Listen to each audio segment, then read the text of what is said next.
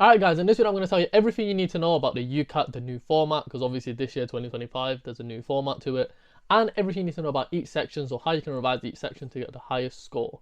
So the UCAT is very important because when you're applying to medicine or dentistry in the UK, the UCAT is either what gets you to the interview stage or what completely just shuts you out, and the whole of year 13 you're going to be revising knowing you're going to take a gap year. One of the things about the UCAT that's really difficult is the time management, so I'm also going to run through how you can increase your pace and what you need to be aware of in terms of the time. So obviously I've sat the UCAT before. I sat it 4 years ago, looking back 5 years ago. Oh wow, I feel like a proper unk right now. But yeah, I sat the UCAT 5 years ago, so I know somewhat what I'm talking about, and every single year I've been running like UCAT tutoring and everything.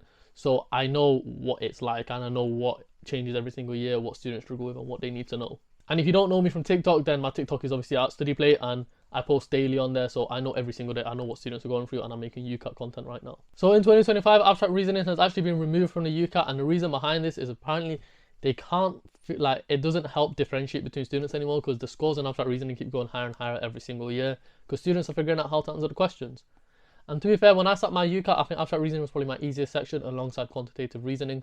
So, and abstract reasoning was a lot of people's 900. So the score of 900 that they were getting was through abstract reasoning, and now it's not there anymore. So the time from abstract reasoning has actually been allocated to the other ones now. So I'm going to run through how much time you have for each section and how many questions are in each section. So you need to be aware of this, make a mental note so you know how much time you have for each question pretty much. Verbal reasoning is 44 questions in 22 minutes, so 30 seconds a question. Decision making is 35 questions in 37 minutes, so you have just over a minute per question. Quantitative reasoning is 36 questions in 26 minutes, so you have between 30 seconds to a minute per question.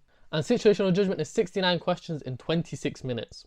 And obviously, as you know, situational judgment goes from band 1 to band 4. But I'm going to make a whole separate video on situational judgment because I got band 1 in situational judgment and it's very easy to get band 1, so I'm going to make a whole video on that for you. Alright, let's talk about when you should start your prep for the UCAT. I think it should be between 6 to 8 weeks before your actual exam to make sure you have enough time to revise. You can do it in 5, and I know people that have done it in 4, but then you're really like limiting yourself. You're saying like 3-4 hours a day revision and you're running out of time pretty much. When you've got 6 to 8 weeks left before the exam, you can like focus on it. If you're not fully grasping the concept, then you're not going to stress that much over it. You know that eventually you are. So weeks 1 to 2 usually should be spent on learning the type of questions there are, answering the questions under no time pressure, so you're just getting a hold of how the questions are and what the answers are. And then after that, from about weeks 3 to 5, you should be focused on doing time practice. Alongside the time practice, you can throw in a mock here and there, but in week 6 to 8 is when you're going to be doing the mocks and the time practices properly. And you can go and you're going to review all the content that you weren't getting right to make sure you are getting it right. So what are the resources you can use as well to help you with the UCAT. Now also guys, all the information I've got in this video start to finish that's going to help you smash your UCAT is from my website, thedental-hub.com. What it is, it's a course that covers everything start to finish from start of year 12 to end of year 13 that you need to get into dental school. So it has A-star level notes, so AQA biology, AQA chemistry, OCR biology. We have interview prep stuff in there. We have UCAT prep in there, plus a UCAT question bank. We also have personal statement help in there. We have study schedules and study plans that you can use on the website as well. This is a website and app, so you can use it on your phone as well. And I'm going to show examples of what some of it looks like on screen. This course costs less than 1 hour of a tutor. The link will be in the description and you can just go to it, thedental-hub.com. Usually I've showed this to people in my year at dental school and they're like, I wish I had this when I was applying, like this is so good, you should be charging more. But yeah, the link is in the bio if you want it, check it out. It covers everything start to finish and you're in the ideal position right now to take advantage of this course. If you want a free resource, then the UCAT website itself has UCAT question banks, and these questions are hard by the way, so don't like be demotivated after you answer them. Also, you can use YouTube breakdowns. There's people that break down how to answer questions. They're okay. Obviously it's not the best, but they're free. You can also join like Discord servers for more support, but this is something I didn't do. I just know some people that did do it. The paid resources, you got Medify and MedEntry for the question bank. When I did my exam, I'd use Medify, and I know right now a lot of students are using MedEntry, so take that how you want to. Also, thedental-hub.com, obviously link in bio, is my course, my website that covers everything. So not just UCAT, everything to get into dental school, and it's everything you need. The interview section is my favorite, and I think if you have that, you're going to pass your interview 100%. Let's talk about verbal reasoning. So you have the true-false questions. So whether a statement is completely true, completely false, or does the passage not say anything about it? So the answers are either true, false, or can't tell. You have the infer type of questions. So you have to draw a logical conclusion from the information provided. And I'll have an example on screen right now of a type of question from my website, thedental-hub.com. So from this, you infer that antibiotics have likely been prescribed. And the third type of question is a critical reasoning type of question. So you're evaluating the strength of an argument, identifying assumptions, and recognizing logical flaws. And the example will be on screen as well. So you got to assume and then use logic to answer it. So speed is really important in verbal reasoning, and here's how you're going to go about it. You're going to skim read, so you're going to skim through it all really quickly. This way, the keywords are going to be kept in your head.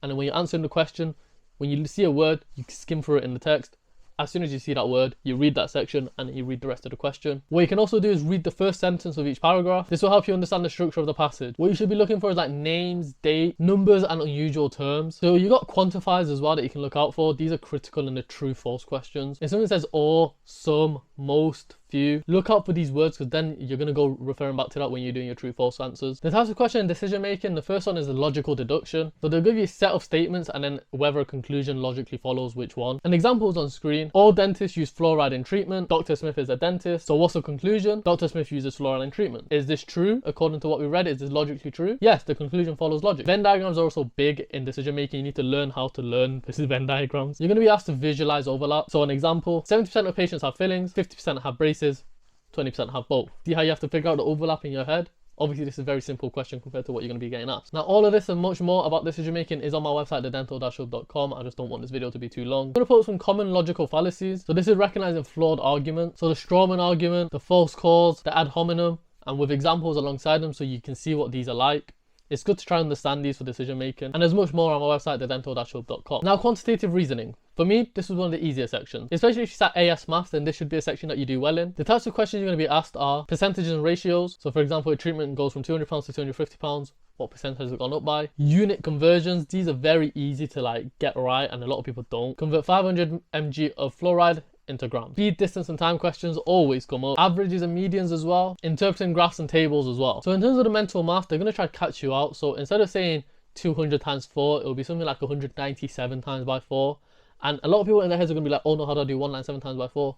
All you need to do is do 200 times by 4 and then minus the 4 times 3. All these ways for it to be simplified are in my website, thedental-hub.com. With QR, you have to be able to use the calculator correctly. So familiarize yourself with the UCAT calculator. So that was like a big summary of everything you need to know about the UCAT. I'm going to make more videos, especially about situational judgment, and daily videos on my TikTok at StudyPlate. As I've mentioned throughout this whole video, my website, my course, thedental-hub.com, app and website, genuinely really useful, very cheap for what it is, link in bio. If you have any questions, feel free to drop me an email or put a comment down below. Hopefully this video was somewhat useful to you, and I'm going to be making a lot more, so subscribe if you haven't already.